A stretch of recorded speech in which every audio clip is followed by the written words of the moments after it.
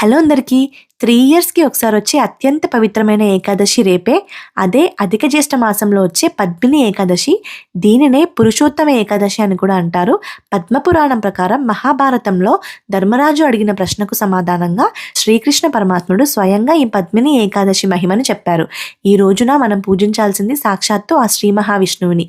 సాధారణ ఏకాదశి ఉపవాసాల కంటే ఈ అధిక మాసంలో వచ్చే పద్మిని ఏకాదశి నాడు చేసే పూజ కొన్ని 100 రెట్ల ఫలితం ఇస్తుంది అని చెప్పి నమ్మకం.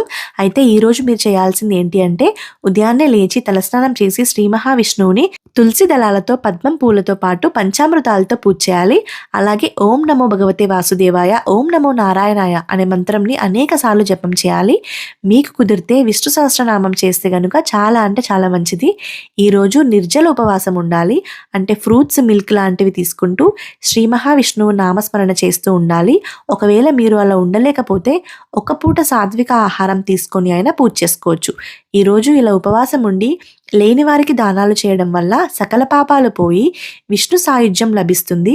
అలాగే ఎవరైతే ఇప్పుడు చెప్తున్నవన్నీ ఈరోజు చేయడం వల్ల మీ పూర్వం 3 జన్మల పాపాలు అన్నీ తొలగిపోయి మీకు మోక్ష మార్గానికి దారి ఆ మహావిష్ణువే చూపిస్తారు అని చెప్పి పద్మపురాణంలో చెప్పబడి ఉంది. ఒక సంవత్సరంలో 24 ఏకాదశులు ఉన్నప్పటికీ కూడా అన్ని ఏకాదశులు కలిపి ఫాస్టింగ్ ఉండి పూజ చేసుకున్న ఫలితం ఈ ఒక్క ఏకాదశి రోజు చేస్తే లభిస్తుంది. సో ఇలాంటి రేర్ ఆపర్చునిటీస్ చాలా రేర్గానే వస్తాయి కాబట్టి కుదిరిన వాళ్ళైతే ఖచ్చితంగా మిస్ చేసుకోవద్దు. సో అందరూ కూడా మంచిగా పూజ చేసుకొని ఉపవాసం ఉండి ఆ శ్రీ మహావిష్ణువు కృపని మీపై ఎప్పుడూ ఉంచుకోవాలని నేను ఆశిస్తున్నాను. ఓం నమో భగవతే వాసుదేవాయ, ఓం నమో నారాయణాయ.